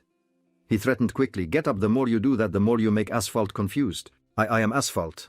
Asphalt is the family of the title Asphalt." She tightly closed her eyes, nervously replying, "Yes, I am the eldest daughter of the Viscount Valère and a spirit mage." Demi asked in a rush, "A spirit mage? Explain about your profession, girl." Spirit mage, it refers to a wizard who can communicate with the mystical spirit forces born in nature. There aren't many spirit mages on the continent, and their very existence is considered an extraordinary talent, and they can also receive the title of Baron. He doubted, "But this girl is a spirit mage." Thinking about this, Jamie looked at her, evaluating. She also stared back at him. "With spirit magic, I can approach from behind without making any sound. Even a spirit mage can hide from me while I'm at my best." Seeing him staring intently, Ash Valère was also a bit confused. He thought, "But surprisingly she looks only about my age, yet she truly is a spirit mage. Normally I would start practicing harmonizing with nature at around 10 years old. But this girl must be a genius with innate harmonizing ability. If she starts formal training, she might even be able to communicate with the Spirit King." Seeing him not speak anymore, she urged with dissatisfaction, Hey, shouldn't you introduce yourself too? Who are you to dare use such dangerous magic?" He awkwardly smiled. "Me," with calculations in his mind, thinking that she asked him. After revealing her identity, it seems she has a personality. and doesn't want to lose. Leshvaler also frowned at his question. That's right, besides you, who else would I talk to here? Jimmy smiled confidently, introducing my name, James Welton, the heir of the Welton family. Nice to meet you, Ash Valer. Another thing related to the Viscount Valer is that upon hearing this, she also widened her eyes in surprise. They are loyal subordinates of Count Welton. On the other side, the leader of the child trafficking gang knelt on the ground lying in a pool of blood, coughing violently. Opposite him, Akeno looked down from above. I left your gang alone because I thought it was really troublesome. I didn't care, and then your gang really operated very actively. He was in pain, tears streaming down, blood also flowing from his mouth. Akeno's voice was filled with death. Angry, yet you dare to organize human trafficking on my territory. His foot lifted his chin, causing him to cough even more violently. Akeno bowed his head, looking with disgust, gripping the sword tightly. Those are things you shouldn't do unless you're crazy or want to die. He stared at the gang leader, his face darkening. So, you want to die? I will grant your wish. He trembled fearfully, looking up. Please don't kill me. Next he turned and ordered, hang him tomorrow. The knights behind also looked at his back. Understood. Akeno's expression was determined, announcing, prepare the carriage. I will depart immediately. The people behind confirmed, yes, my lord, and the carriage quickly moved out of the estate. The chains of the prisoners were being pulled away. Above, a figure in a cloak looked down. He held a broken gem in his hand, mumbling, the plan failed. Prepare plan B. At the same time, in the garden where Jamie was, he walked. Ash Valer followed behind, his face filled with impatience, biting his lip. The girl behind still innocently followed. Then he also lost his patience and turned around, shouting, Hey, what the heck are you following me for? He glared at her. Even if your father is my father's servant, it has nothing to do with us. Hearing that, Ash Valer also teared up, lowering her face in concern. But you're angry, and stop that kind of talk. Next, Jamie impatiently shouted, I'm going home, so don't follow me. Suddenly she grabbed at his wrist. He tried to pull his hand away in dissatisfaction. Behind, she still held tightly to his wrist, pulling back. You're really complaining. Yet his eyes were both cold and angry, shouting, Why do you keep bothering me? Right after that, Ash Valer gathered her courage, tightly clenching her fist, shouted, This is the first time I meet someone my age, so I want to be friends with you. Hearing that, Jamie was also stunned, the angry string in his heart panicking. What the friend? The two stood still, looking at each other. The space became quiet. He was also confused. I didn't think the reason would be that. Demi's face went blank, looking in confusion. What does she want to be friends for? I can understand wanting to be my servant. After that, he closed his eyes, sighed in frustration. Oh, I guess making friends is more important to a little girl? On the other side, Ash Valer teared up, looking at him. Jamie shouted in his heart, but it's none of my business. Then he turned around, uncomfortably shouting, Find someone else. I don't need any friends. Behind, she stubbornly chased after, Come on, James. She clenched her fist, shouting in dissatisfaction, So unreasonable. Just stop it. He ignored her, leaving, cursing in his heart. What the hell? She doesn't understand that friends and intimate relationships can drive a person crazy. And suddenly Jamie stopped, looking at the nearby building. If only I could kill that emotion right from the egg. His face crumpled with anger, biting his lip. In my last life, I did not have to experience such things. His expression darkened again, gloomy. That damn girl, she makes me remember the bad things behind. Suddenly a voice called out, startling him. Jamie Welton. Elf and his cronies approached him, his eyes filled with cunning. He turned to look at them, recognizing the blood-red hair. He must be the son of Count Simon. He frowned, questioning, What did you call me? Elf was bewildered. Huh! The brown mushroom beside him frowned, full of contempt. Ha! You dare to speak so rudely in front of us? The one with the two-part hairstyle also pointed at him, shouting, Do you know who he is? It's him. They chorused, while his face was full of arrogance, looking up, his mouth smiling with satisfaction. The eldest son and heir of the Simon family. He mumbled, so talkative. Then squinting his eyes, raising his hand to cover his mouth, smiling at them. Order silence! Right after that, the two quickly fell silent in shock. Aleph looked at them, trying to speak, but couldn't make a sound, a bit confused. His face was somewhat flustered, pointing at him, shouting, Did you just put a silence spell on them? Over here, Jamie was still flicking his fingers, smiling harmlessly, complimenting, Oh, you seem smarter than these monkeys. Hearing that, he also stepped back, angry. The other two had already collapsed on the ground. This arrogant bastard doesn't know I'm older than you. Jamie remained calm, sneering, Don't sweat the small stuff. Get straight to the point before I do the same to you. After that, he flicked his fingers. Elf beside him, also startled, looking alert. He cleared his throat. Then awkwardly smiled, explaining to him, I didn't come to cause trouble, just wanted to chat a bit. But kid, that's impressive. You can even use it on me. And in that silence, his expression was cold, reminding, I don't think I need to hear your nonsense compliments anymore. And who did you just call a kid? Get lost. In his contempt, he was even more astonished. What? You don't know who I am? He explained further. Of course I know the son of Count Simon, right? He also smiled, awkwardly sweating. So you do know, I almost made a fool of myself. Well, since you are the son of Count Welton, why don't we chat for a bit? Over there the two cronies were still struggling to shout in vain. He explained to him, we only acted like that because you spoke a bit rudely, so don't misunderstand. He self-assessed, in his heart smiling. If I didn't show my skills, they would probably ride on my head. After that he regained his composure and looked at him smugly, because you and I will be pillars of the Eastern nobility in the future. Don't you think getting to know each other from a young age would be better? He also calmly listened and understood. Going around in circles, in the end he just wants me to be the junior, right? Haha, it's really shameful for my former self to have to listen to such pathetic lines. Right after that he flatly refused and explained, I don't want that. I'm not interested in whatever it is you do. I don't even want to know what you're up to. You probably just want to say that, right? You can go now. Hearing that, and also flared up his face, turning red as he shouted, You dare to refuse me, you brat! You are making me angry with your half-baked magic. I will trample on it mercilessly. Next he waved his hand, summoning a magic staff, his face full of pride. Holding the magic staff, looking at him with a cunning smile, and you won't have any choice but to submit to me. He saw it calm, then smiled mockingly. Oh, his sharp gaze stared at him, speaking loudly. So you intended to use force from the beginning? But over there Anne was not afraid of the gun, still swinging the magic staff, laughing arrogantly. It's always a mother's cooking. I'll change the plan a bit because you used magic, but never mind, just do it as usual. Hearing that, his face also darkened, scoffing. At such a young age you are two-faced like this, making me want to vomit. He thought of both families and asked cautiously, So you think the adults will let you run wild? He looked at him, reminding, If something happens, it's all on you. He still swung the staff towards him, then grimaced. I don't need you to worry. As long as I have this, no one will see me. In his hand he held a large white gem. Saying that, Anne threw it underfoot, energy quickly radiating around, enveloping them. He looked at the magic barrier forming, also exclaiming, Magic barrier creation. With over there he also exclaimed, Indeed, a magic user like you would know this, with a proud expression, shouting a challenge. Anyway, you will have to bow your head and beg for mercy soon. Next, and glanced at the other two, You all don't be quiet anymore. When suddenly they also managed to talk. The people standing in the barrier. The two who had their mouths locked by him complained, standing in front, cursing, That guy made us unable to speak. We thought we were dead. Want to see naked chickens? You really aren't afraid of anyone just because you come from the Welton family, right? They emphasized. And Jamie only saw this as child's play, looking around. Hey, did you hear? There, we won't spare you. He sighed. The barrier is also good. Next he turned to look at them, complimenting his interesting here. Alf's face gradually filled with anger. Interesting. But today your Welton family suddenly appears. Jamie chanted a spell, interrupting them in pain. The group stood frozen, receiving the energy from above, blood flowing from their noses in fear. He reminded them not to break the barrier, otherwise everyone would have to watch you suffer. Jamie raised his hand to his mouth, smiling deviously, dark magic radiating around. Inside the barrier, the people he knocked down on the ground screamed. They were crying and trembling. Help me, brother, my head feels like it's going to explode. Over here also, kneeling on the ground, vomiting uncontrollably. He was struggling, blood pouring from both his mouth and nose, his body trembling, filled with anger, unable to believe he was taken down by him so easily. I will kill you, but I won't forgive you. But what to do? I am too weak. That brat is a level 4 wizard. Tears fell from his eyes in fear. Only now realizing I just barely stepped into level 2. How could this happen?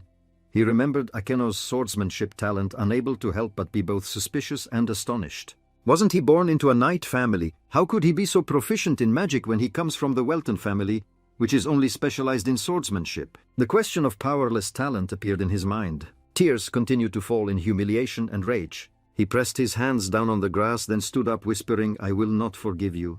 His eyes were filled with anger, his body trembling, shouting in his heart, That's right, I cannot tolerate that talent. I will chop it up. I will make him never touch magic again. After being intimidated, Anne's group unwillingly searched for something to do. One person among them fearfully spoke up. Big brother, are you sure this is really okay? Stealing the magic tool, this idea was immediately rejected by Anne.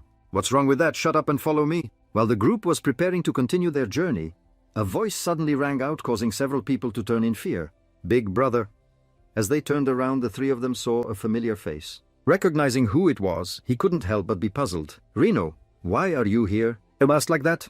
Lenong chuckled and teased. What do you mean? How sad to hear that. Not beating around the bush anymore, he took out a shiny red badge. How can a younger brother sit still when he sees his older brother hurt? Seeing what his younger brother was holding, he couldn't hide his horror. Where did you get something so dangerous? In response to this question, Lenong smiled and changed the subject. Does that matter? You should teach that brat from Welton a lesson. Oh, here, take this. After a moment of silence and thought for a moment, and quickly accepted the badge. Knowing where you got that is not important. The most important thing is to completely destroy that brat. That night, Akeno appeared at the Leighton Count's mansion. As he got out of the car, the Count immediately reached out to greet him. "Long time no see, Count Welton." The friendliness was reciprocated by Akeno with a bright smile. "Oh my, I didn't expect the Count to come meet me directly. Is the sun going to rise in the west tomorrow?" Akeno then shook hands with Lee Hitter, expressing friendliness. "Are you well? Not bad, should we go inside?" Sitting in the office, the two began to ask each other a few things. Was the party successful? As usual, after the small talk, Count Lee Hitter got straight to the point. "In any case, I've met your son." Seeing him so straightforward, Akeno couldn't hide his curiosity and asked, "Really, what do you think of him?" Witnessing that interested demeanor, the other person smiled but did not answer. "Seeing you always answer so quickly, everyone knows that you and your children feel exposed." Akeno replied with a bright smile. "They are my reason for living." This joy left Count Lee Hitter unsure of what to say next. "I think it's very enviable that you can feel that way." Hearing these words, he began to suspect something. "Oh, is it still like that these days?" Asked like that, he glanced to the side, avoiding the question. After a moment of silence, Count Lee Hitter changed the subject. "By the way, your son is truly amazing." "No, not just that, I am completely surprised." Seeing the other person avoiding the topic, Akeno felt a bit worried and observed for a while he had to admit. He wants to beat around the bush. Although he was dissatisfied, Akeno still smiled brightly and asked, "Does my son seem talented in your eyes?" And the Count noticed he didn't dig deeper. Count Lee Hitter smirked and replied, "Talent, that's putting it lightly." Pausing for a moment, he did not hesitate to express his thoughts. "The boy is the best from what I've seen. There has probably never been anyone as talented as him." In response to this praise, Akeno smiled with pride. Marquis Rimo said the same. Hearing this name, the Count immediately paid attention. "Has the Marquis met Jamie?" Knowing he was probing, Akeno fiddled with his hands and honestly replied, "I recognized Jamie's talent when he was little, but I never thought his talent would be so high. That's why I reached out to the Marquis." Mentioning this topic, he couldn't hide his annoyance. Because someone with such magical talent becomes a mage. That would benefit both themselves and the world. In contrast to Akeno, Count Lee Hitter was extremely excited. It must be great for the boy to have a teacher like that. Witnessing that demeanor, Akeno dropped a shocking piece of information. "But the Marquis has declined this offer." While Count Lee Hitter was quite pleased, he pretended to be regretful and consoled. "That's understandable. That kid is an unparalleled genius, and will be able to enlighten himself, then challenge himself to become a legend like a level 9 mage." After a while, Count Lee Hitter did not hesitate to express his own ambitions. "I am very envious that the boy has higher talent than I do. But on the other hand, I also want to see how far the power of a supreme mage can reach." This demeanor shocked Akeno to the point of nearly standing up. The Count saw him so agitated, he calmly analyzed, "Humans are too weak. Perhaps we have built a great civilization, but that is only from our perspective. Compared to dragons and high elves, human magic is extremely weak." Speaking at length, Count Leighton pointed at Akeno, bluntly commenting, "At least thanks to warriors like you, humans can now live freely." Pausing for a moment, he posed a very thought-provoking question. "But what if a level 9 mage is born?" Witnessing that serious demeanor, Akeno swallowed hard. Count Lee Hitter then declared even dragons masters of magic would not be able to underestimate that boy. The Count no longer displayed that mad demeanor he sincerely shared. "I also long for humans to become the masters of the world." Hearing these words, Akeno made a brief remark, "That's arrogance." In response to these comments, Count Lee Hitter did not care at all. "Arrogance is fine, you know, part of history is forgotten. And erased." This phrase was mentioned. Akeno fell silent, lost in thought. Forgotten history, a secret that only a few people across the continent know. About 10,000 years ago, history disappeared due to a certain incident. Remembering this information, he couldn't help but feel troubled. Because the superior beings refused to share secrets with humans, Count Simon planned to gain power to avoid their control to prevent the disappearance of human civilization. And history repeats itself for unclear reasons. After a moment of silence, Count Lee Hitter gently reminded, "You should take a rest, it's quite late." Akeno also did not want to stay long. "You should rest too, Count. See you tomorrow." Leaving the office, he went to his son's room, wondering if his son was as talented as he hoped. Seeing the boy sleeping soundly on the bed, Akeno was proud to be the parent of a child with extraordinary talent. "I'm very worried." Observing Jamie, he remarked to himself, "The boy is just a beloved and adorable son." After watching for a while, Akeno clenched his fist, determination rising in his heart. "Jamie, your father will do his best, so you just need to be an ordinary person."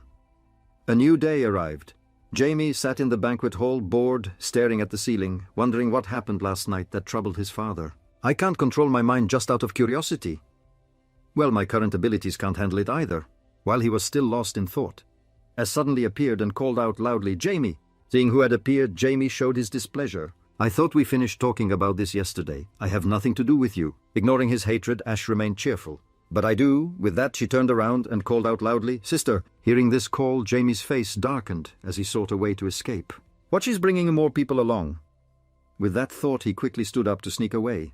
"I'm out of here. I'm not trying to befriend you." And seeing Jamie about to sneak away, Ash shouted loudly to stop him. "Where are you going? At least you should introduce yourself, because our families are very close." Just then a gentle voice rang out. "Being so mean is rude." From afar, the eldest daughter of the Valer family, Rebecca, came over looking worried at her younger sister. "You should use honorifics. How can you speak like that to the Count's son?" Seeing who had just arrived, Jamie's eyes widened in shock. Meanwhile, Ash was being playful with her sister. "But Jamie told me to speak freely." Ash, when her gaze met Rebecca's, stood frozen, ignoring Ash's teasing behind her. "Why, what's this? Are you crushing on my sister?" "Wow, my sister is very beautiful." The more Jamie looked, the less he could believe his eyes. "Why are you here?" Remembering this name, he suddenly recalled the memories he had experienced. "The woman I loved all my life but was sacrificed to the gods for her benefit. That is why Diablo Volpi became a soulless monster." Returning to the present, Jamie suddenly felt a doubt about life. "But I didn't expect you would appear before me looking younger." Just when everything was getting sticky, another person appeared, breaking that scene. Aleph, looking sinister, holding a strange object in his hand. "There you are, James Welton." Gripping that ball tightly, he secretly declared, "You're dead." Seeing the appearance of the newcomer, Jamie was stunned, his gaze frozen in place. So that strange name just spoken made Rebecca standing there a bit sticky. "Yes?" While the atmosphere between the two was turning strange, Ashton was in the middle, completely confused. What the heck, did he really get knocked down by his sister's love? As the two were gazing at each other with intense affection, he suddenly appeared wearing a wicked smile. "There you are." Thinking of the bright future ahead, his eyes sparkled with hatred. "From now on, with all my might," and summoned a massive flame. Following that, he declared, "You will call me master." Everything happens too quickly, leaving both Jamie and Rebecca dumbfounded. Just when they regained their composure, Rebecca was frightened by the scene in front of her and quickly ran forward. Az had barely taken a few steps when a familiar voice rang out with a command, "Don't get involved." Following that, the fire from before was extinguished in the startled gaze of Anne. No way, remembering some information about the item he had used, he could not accept the reality. "Phoenix Feather is a level 6 fire magic created by my father. It is not something a mere brat could block." While he was still dazed, Rebecca had run over to hug her sister tightly in relief. He recalled that information and began to feel doubtful about life. How? At the same time, Jamie was looking at the person in front of him with an expression full of indifference, unable to accept what he had just done. He reached out, exerting all his strength. Before he could do anything, a hand reached out, blocking Jamie's view. "Jamie, that's enough." He felt the familiar presence. "Father!" He was stunned, seeing Jamie calm down a bit. Akeno softly reassured, "It's me, it's okay." Hearing these comforting words, he said nothing more. His eyes also gradually blurred. Seeing this, Akeno looked at the two sisters still hugging each other in front, reaffirming once more, "Everyone is fine." Only then did Jamie feel completely at ease, closing his eyes. Akeno then held his child in his arms, facing Count Lee Hitter. He was then horrified to see the son lying still in his arms. Jamie really has... At first he thought he had seen wrong. Thinking of this, Akeno recalled the scene he had seen when he first entered the banquet hall. The first thing that struck his eyes was Elf being enveloped in a surge of power halfway. But that couldn't be a mistake. If I hadn't stopped that boy in time, he would definitely be dead. Not only was Akeno shocked, but Lee Hitter also had the same reaction. "That's terrifying." He began to remember what had happened and speculated. Perhaps it was because the boy's power is weak and not even half of mine. But if that weapon is activated, then everyone here will be burned to dust. However, as he analyzed further, Lee Hitter couldn't hide the sinister smile on his lips. But to realize it in just a second, level 9 is really formidable. That child can really fulfill my long-held dream. While he was immersed in his thoughts, a panicked voice rang out, "My love." Lady Simon had appeared at some point, hugging ALF and directly yelling at the two Welton fathers. "That brat tried to kill my son? How can you just stand there like that?" Suddenly being scolded like that, Cias couldn't take it anymore and exposed her. To be accurate, the one trying to attack someone else is right there. Afraid the other would continue to argue, she pointed at the broken badge in the distance, recounting the whole story. "You are the one who initiated the aggression and used that weapon to attack Jamie." Cias then approached Lady Simon, asking a question that made her freeze. Isn't that right? Lady Simon had no retort. Lady Simon pulled out a familiar template. He's still young. Facing this reasoning, Sias frowned, her voice deepening. Young. Keep going. Not seeing her mumble anything, she angrily shouted, "Didn't I tell you to continue what you were saying?" Lady Simon saw that the situation was not good. Akeno rushed to reassure his wife. "That's enough, dear." However, Sia still did not give up and bluntly declared, "Let me clearly reveal what your precious son has done." These words caused Lady Simon to endure the judgmental gazes of everyone in the room. "Someone help, this situation is unacceptable." She sought help from the Count. "My love." After that, when thinking of something, Lady Simon couldn't hide her joy. That's right, he might be a bit cold, but he would still stand by his son. However, the Count's words that followed were like a bucket of cold water. "It seems our son behaved rudely on such a fine day, doesn't it?" Hearing these words, Lady Simon was horrified, unable to believe her ears. Not stopping there, Count Leighton also took the blame on himself. "I sincerely apologize, Lady Welton." Right after that statement, the entire hall fell into silence. After thinking for a moment, Sias decided not to pursue the matter anymore. "Surprised, huh? I can't continue to be angry when he has apologized like that. Thank you for that sincere apology. Now I will take my leave." Seeing that she was no longer angry, he turned to suggest, "Akeno, all right, you should go inside and rest." Welton Akeno also did not think much and immediately complied. "All right." After Akeno led his wife and children away, Count Lee Hitter loudly declared, "I sincerely apologize for ruining this party. I hope you all will go home and rest well." On that note, the party ended here. Everyone quickly turned to leave upon hearing that. When everyone had left, Lady Simon trembled as she looked at her husband. "My love, how could you do that?" The more she thought about it, the more unwilling she became, shouting, "It's our son." The Lady Simon no longer cared about anything else and yelled at the top of her lungs, "Our son had to endure in the arms of that brat." Not letting her have the chance to mumble anything more, Count Lee Hitter scolded her, "Shut up." He successfully silenced his wife. "There are many eyes here. First go back to your place." This order left Lady Simon stunned. He, after everyone had left in Lee Hitter's office, shouted, "How can you treat him like that? He is our son. Even if it was the boy's fault first, you should still stand by him." Not caring about what his wife said, he asked, "Eilif, kneeling on the floor, are you trying to get my attention?" He had not heard the boy speak for a long time. Count Lee Hitter irritably shouted, "Speak up!" He scolded a few more times. "Don't you know that your actions have embarrassed me in front of the nobles, officials, and the entire kingdom?" Under that pressure, Anjun trembled in fear. "I'm scared. I'm very scared." Trembling for a while, he looked up at his father. "I just wanted your attention." Trembling for a long time, Eilif finally spoke. "That Pang is very rude, so you don't know." Seeing that he finally spoke, Count Lee Hitter asked, "Who in this world gave you the phoenix feather?" Faced with that question, Eilif stammered and couldn't say anything. "I see you're still hesitating." He raised his voice to ask again. "I don't want to repeat myself. I ask you one last time who gave it to you." Asked too many times, he had to suppress his fear and name a name, Reno. "Reno gave it to me." After a while, a familiar figure appeared at the door.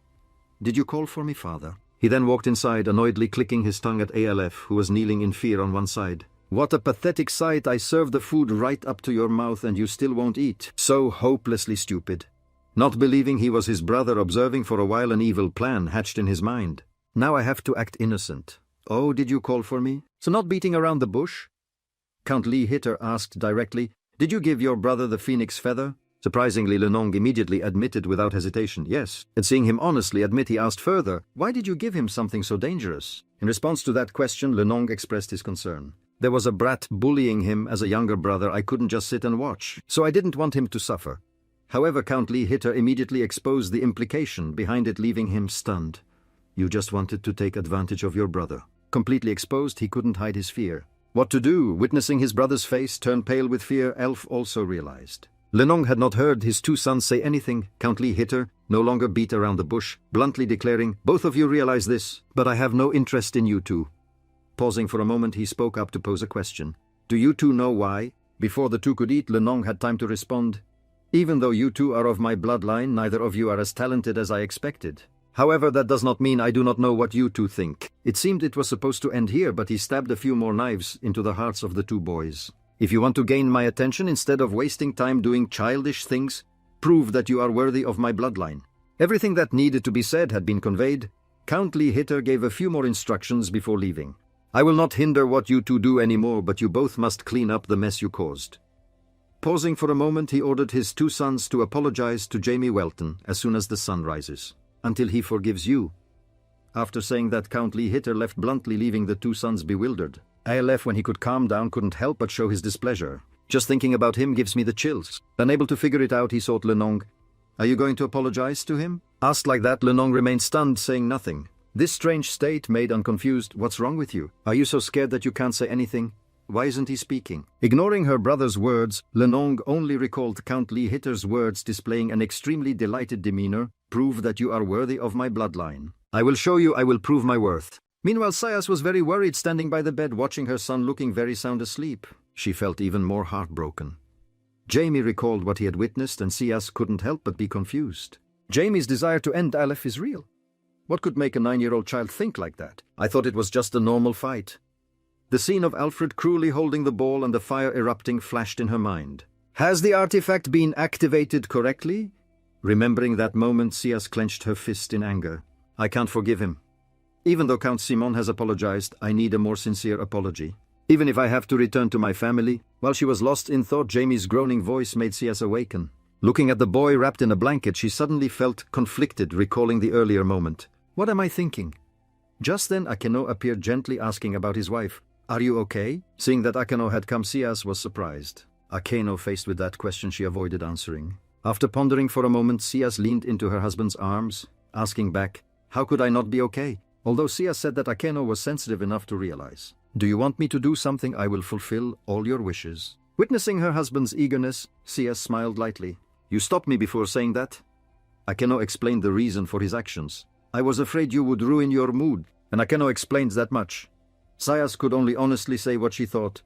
Count Simon has politely apologized. I don't want to divide the northern nobles into 2 factions over this matter. Thinking of something, she felt even more satisfied.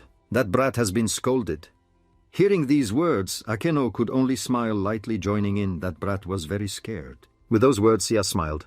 I'm all right. After that, the two looked at the pile of blankets on the bed and wondered, should we go outside? Well, you won't be able to relax if we stay here. Let's do that. When the two finally left, Jamie stirred a moment later. He peered out from under the blanket, recalling what his parents had said. I understand my parents' worries. I couldn't control myself at that time. However, after tossing and turning for a while, Jamie quickly sat up, thinking of something. He closed his eyes and groaned. It seems she has also been reincarnated. As this idea emerged, Jamie fell into contemplation. That's not surprising. I also reincarnated 100 years ago. Her reincarnation is inevitable. However, she does not recognize me. She has no memories of her past life. Even if I am not satisfied with this, I still have to hypnotize myself. It's normal. I am an exception. Even so, just thinking that Duyen has reincarnated at the same time as me. Is this a joke of fate or someone's plan? As this thought emerged, countless questions sprang up in Jamie's mind. What if this is the plan of the 12 gods? While he was still lost in thought, Black suddenly appeared, crashing into his face. Hearing what Black conveyed, Jamie accepted the reality. If they find out that I have reincarnated, they will not let me be. What am I thinking? After panicking for a while, he finally calmed down and his mood also sank. When recalling the girl from yesterday, the image of the girl he loved lying in a pool of blood was vividly clear in his mind. Jamie remembered that scene, unable to hide his sorrow. After pondering for a while, Jamie finally calmed down and made a decision for himself. First, I should meet her again. And thus the gears of fate began to turn. In another corner, a mysterious man in a cloak was attaching something to the phoenix. The world of mages is changing again. The thing the man tied to the phoenix was a notice. The eldest son of the Welton family, Jamie Welton. He is 9 years old, probably a level 4 mage, a magical genius. An absurd talent had emerged, all set to go. He released the phoenix to fly away, ending a very chaotic day. The next day, Jamie took time to stroll through the forest, approaching the riverbank. He relaxed, enjoying the cool breeze. Just then, Black was sitting on Jamie's shoulder, making some sounds, expressing his delight. Witnessing this reaction, he pondered, confirming once again, you can feel the fresh air, right? But being asked like that, it complained loudly.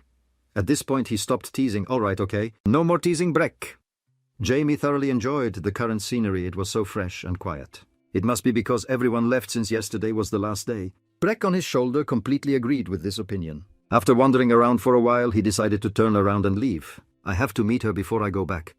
Having not taken a few steps, Jamie sensed a strange magical power. So he had to stop, feeling something unusual. What sound is that? Peeking to one side, saw nothing. Jamie looked to the other side, peeking and speculating where it came from. Peeking around for a while, he saw nothing. He clasped his hands together, channeling his own power. Cannot see. I will release my mana. Saying and doing, a surge of green power slithered everywhere. Very quickly, Jamie found the source of that thing and quickly chased after it. That is After running like mad for a while, he encountered a familiar figure playing with a water spirit. All of Jamie's attention then focused on the water spirit. Playing for a while, suddenly the water spirit noticed him and was startled. This strange state made Rebecca confused. She quickly turned her head to observe, and right in her eyes was the familiar figure of Jamie. Seeing who had come, she quickly stood up, bowed her head and greeted, "Duke Welton, are you well?" Suddenly seeing her so polite, Jamie was a bit surprised. "I'm fine." After a brief greeting, he couldn't hide his panic. "But what is your name?" Witnessing this demeanor, Rebecca smiled lightly. She then reintroduced herself, "I am Rebecca."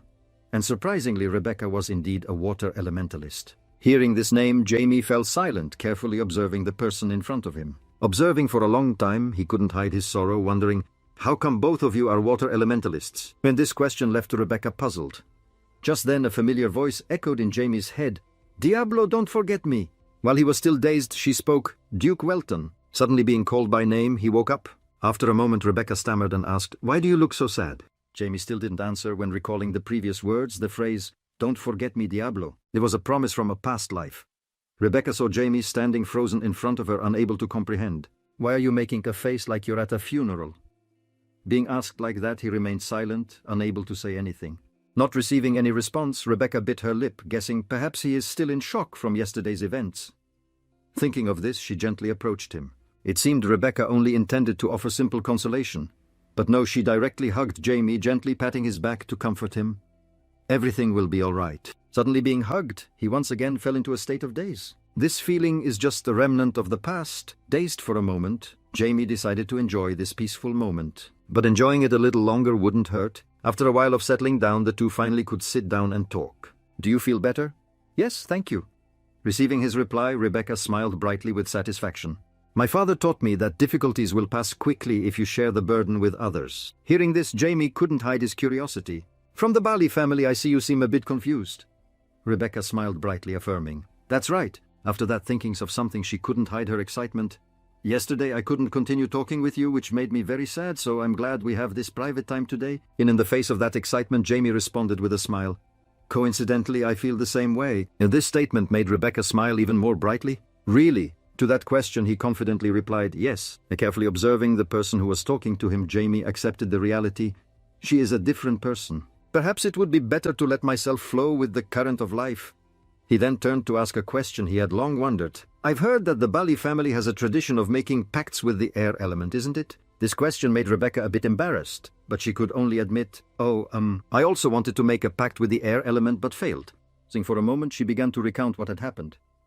"The air elements once visited me because I had a strong connection with them, but they refused to make a pact and left. After that meeting, it seemed everything would stop there, but then an event occurred that left Rebecca confused.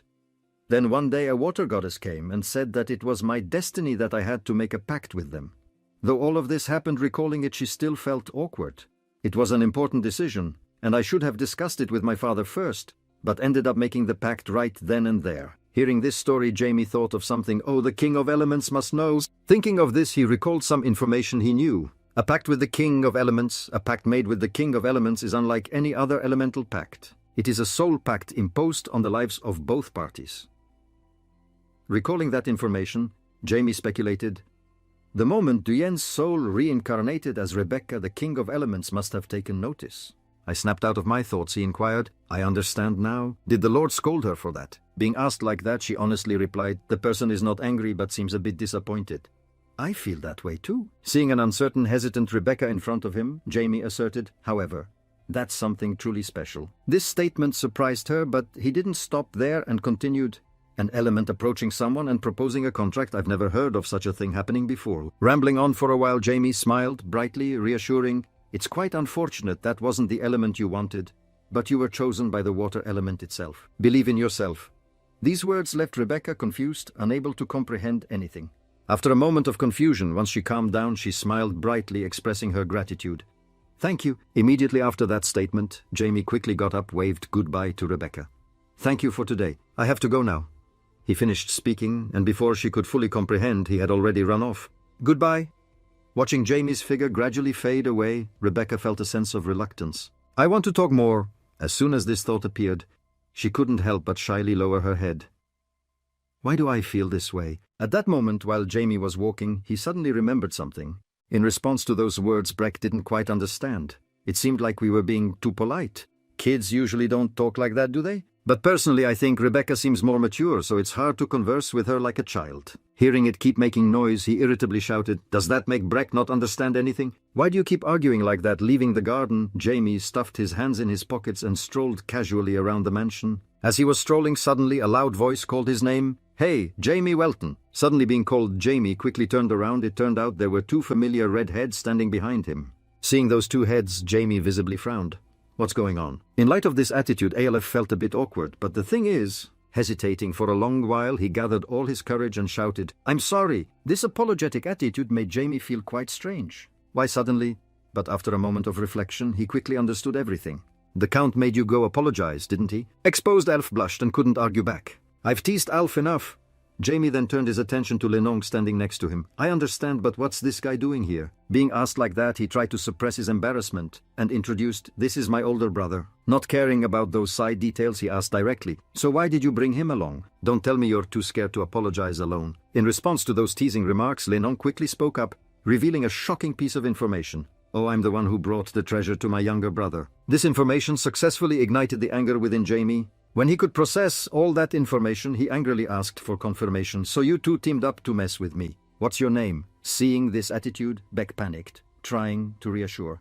"Forget about that attitude, like you want to eat me alive." Lenong smiled brightly, introducing Lenong Simon. As soon as this name was mentioned, Jamie's eyes brightened quickly. He could see the streams of power surrounding Lenong. His talent is quite impressive, and his rank is also different. And he seems quite cunning too.